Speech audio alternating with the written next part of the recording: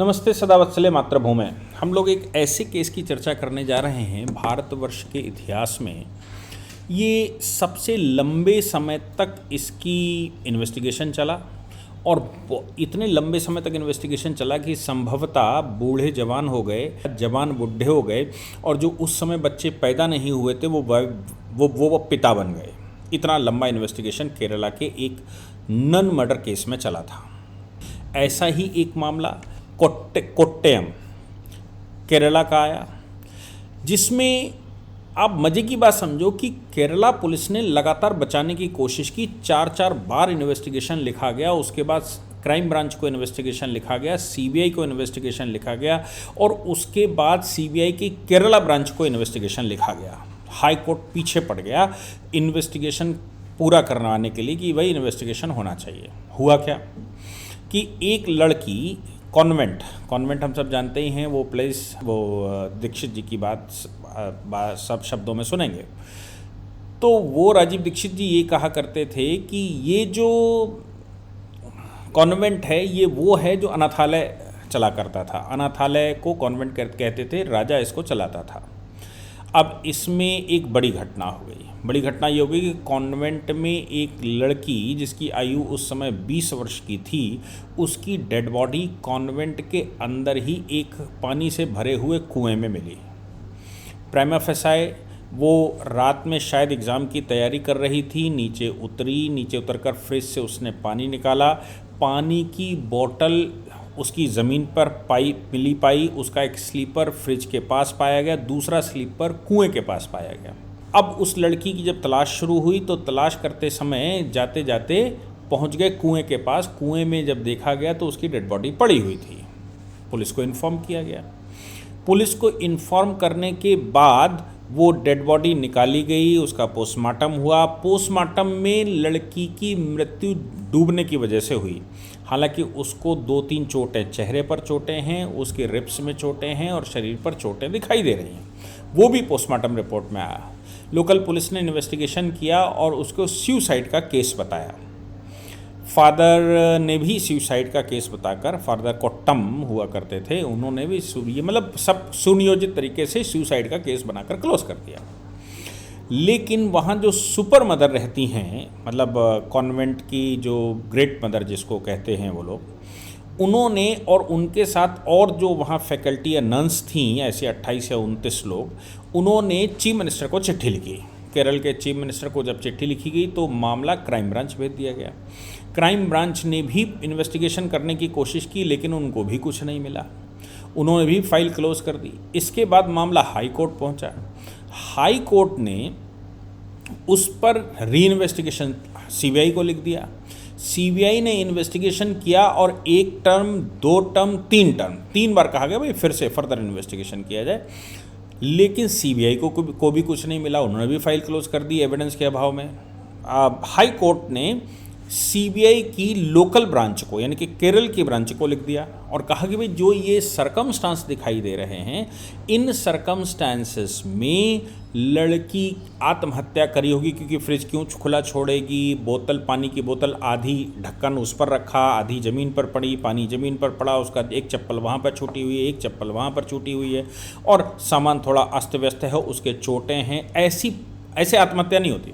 आत्महत्या अगर वो करना चाहती तो सीधा कुएं में जाकर कूद जाती। क्यों वो पानी की बोतल आधी इधर रखेगी, आधी इधर रखेगी, फ्रिज खोलेगी, ये करेगी, वो करेगी। तो सरकमस्टांस घटना स्थल बता रहा है कि स्वयं में कि ये घटना है और ये हत्या की गई है। तो नन्स की भी जो उनकी वो है एप्लीकेशन, उसमें भी कहा गया कि भाई ये हत्या है और इसकी इन्वेस्टिगेशन सही होनी चाहिए। इन्वेस्टिगेशन करते समय जो बात सामने आई वो बात उचित नहीं थी, यानी कि इन्वेस्टिगेशन के दौरान जो बात निकल कर आई उसमें साफ था कि लड़की ने आत्महत्या की है। लेकिन हाई कोर्ट मानने को तैयार नहीं था।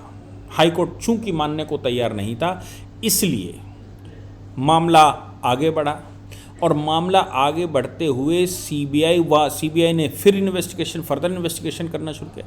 3 डॉक्टरों, जिसने पोस्टमार्टम किया था उसके अलावा 3 डॉक्टरों की एक टीम ने जो बायोप्सी थी उसको दोबारा खंगाला और जो बॉडी पर साइन, फोटो, पिक्चर जो भी था उसको दोबारा खंगाला, तो उन्होंने कहा ये हत्या हो सकती है। अब इसमें जब इन्वेस्टिगेशन और आगे बढ़ा तो जो नई बात निकल कर आई वो आई कि पड़ोस में, कॉन्वेंट के पड़ोस में एक किसी व्यक्ति ने ये बताया कि जिस दिन हत्या हुई थी उससे एक दिन पहले, यानी कि जिस दिन डेड बॉडी मिली है उससे एक दिन पहले फादर कोट्टम कॉन्वेंट में गए थे। ये बात थोड़ी और आगे बढ़ी। आगे चलकर पता लगा कि सिस्टर सोफ़ी और फादर कोट्टम के इलिसाइट रिलेशन है। तो सिस्टर सोफ़ी का मेडिकल टेस्ट करवाया गया, उनकी वर्जिनिटी टेस्ट की गई, क्योंकि वो भी उस समय कम आयु की थी, 20-22 साल की। वर्जिनिटी टेस्ट में ये पाया गया कि वो सेक्सुअली एक्टिव हैं। उनका एक ब्रीस्ट टेस्ट हुआ, ब्रीस्ट टेस्ट में भी ये पाया गया कि वो जो सेक्सुअली एक्टिव महिलाएं होती हैं उनके ही ऐसा पाया जाता है। इसके आधार पर कोट्टम और सोफ़ी और उनके साथ एक और फादर, उनको भी अभियुक्त बनाया गया। और जब आगे किस्सा बढ़ा तो ये पुलिस ने जो सीबीआई ने चार्जशीट लगाई उसमें सीबीआई ने ये कहा और कोर्ट ने जो स्वीकार किया कि अचानक सिस्टर आभ्या जिनकी हत्या हुई है वो इनके बीच में दो फादर और एक नन, ये दोनों इलिसाइट रिलेशन में थे और उस समय कॉम्प्रोमाइजिंग स्टेज पर थे। सिस्टर आभ्या वहाँ पहुँच गई अचानक रात में और उन्होंने वहाँ देख लिया, कुल्हाड़ी से उनके ऊपर हमला हुआ और उनकी डेड बॉडी को जाकर फेंक दिया गया कुएं में और मामला सब साफ कर दिया गया। ये बात जब इन्वेस्टिगेशन के बाद चार्जशीट लगी तो चार्जशीट में कोर्ट ने ये सत्य पाया, यानी कि कोर्ट में जो इन्वेस्टिगेशन हुआ। और सोफ़ी, मैं समझता हूँ कि ये जो एक लीगल वेबसाइट पर पड़े हुए हैं इनके नाम बदले हुए होंगे, मैं ये मानकर चलता हूँ। अगर नहीं भी बदले हुए होंगे तो सिस्टर एस और सिस्टर ए मान लेते हैं। तो सिस्टर ए की मृत्यु हो गई। सिस्टर यस ने इस मामले में केस में उनके खिलाफ चार्जशीट लग गई। उनकी विवाह हुए नहीं था लेकिन वो सेक्सुअली एक्टिव थी, इस बात को और इन सभी के सर्कमस्टांशियल एविडेंसेस को मिलाते हुए सजा हुई। हाई कोर्ट मामला पहुंचा तो हाई कोर्ट ने बेल ग्रांट कर दी। हाई कोर्ट ने बेल ग्रांट करते हुए उनकी सज़ा बाकी की माफ़ कर दी। Sisters Delhi high court आई। भी ये मामला क्यों सामने आया कि sisters Delhi high court आई। दिल्ली हाई कोर्ट में उन्होंने ये कंप्लेंट की कि सीबीआई के द्वारा जो उनकी वर्जिनिटी टेस्ट किया गया है वो आर्टिकल 21 का उल्लंघन है, right to life and personal liberty का।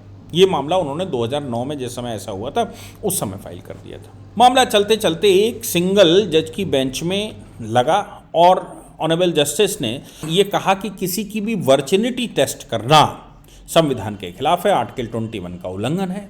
और आर्टिकल 21 के उल्लंघन होने की वजह से ऑनरेबल जस्टिस स्वर्ण कांता शर्मा ने इनको रिलीफ देते हुए ये कहा कि चूंकि वो अनकॉन्स्टिट्यूशनल मैटर है इसलिए इस मामले में आप चाहें तो स्टेट के खिलाफ कॉम्पनसेशन का केस डाल सकती हैं और आपको कॉम्पनसेशन मिलेगा।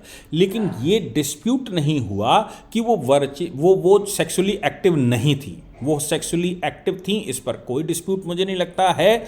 लेकिन उनकी वर्जिनिटी टेस्ट हुई, इस वर्जिनिटी टेस्ट करने की प्रक्रिया को चैलेंज किया गया और ये कहा गया कि right to life and personal liberty में ऐसा नहीं किया जा सकता और जो पुलिस ने करवाया या सीबीआई ने करवाया है वो अवैधानिक है।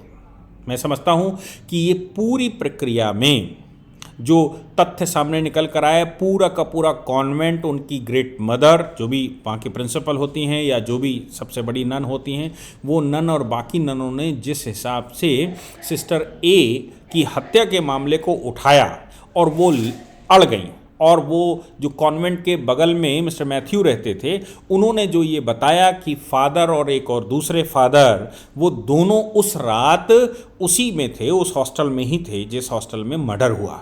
इसके अतिरिक्त बाकी एविडेंसेस, सर्कमस्टांशियल एविडेंस के आधार पर ये मामला खुला था। 28 साल लगभग इस पर इन्वेस्टिगेशन चला, 28 ईयर्स का इन्वेस्टिगेशन चला। 28 ईयर्स का उसके बाद 2009 में चार्जशीट फाइल हुई थी और वो चार्जशीट चलते चलते अभी उसका डिस्पोजल हुआ है। हाई कोर्ट ने एविडेंसेस के अभाव में ये माना कि ये जितनी भी एविडेंसेस सीबीआई ने लगाए और जिसके आधार पर निचली अदालत ने उनको सजा दी है वो इनसफिशिएंट हैं। ये नहीं कहा कि वो डिस्प्यूटेड हैं, ये नहीं कहा कि वो उनमें जान नहीं, ये नहीं कहा कि वो झूठे हैं, लेकिन ये इनसफिशिएंट हैं किसी को भी सजाए उम्र कैद डालने के लिए। तो सजाए उम्र कैद डाली गई 3 लोगों को, सिस्टर यस और फादर कोट्टम या जो भी उनका नाम है और एक और फादर, ऐसे 3 लोगों को सजाए उम्र कैद डाली गई थी। लेकिन हाई कोर्ट का सेटिस्फेक्शन नहीं हो पा रहा था और महिलाएं जो वहाँ नन्स काम कर रही थी उनका सेटिस्फेक्शन नहीं हो पा रहा था। उसका परिणाम निकला कि न्याय मिला, लेकिन मामला अभी सुप्रीम कोर्ट में है। अब सुप्रीम कोर्ट उसको कैसे डील करेगा ये तो भविष्य बताएगा। जय हिंद, जय भारत, वंदे मातरम।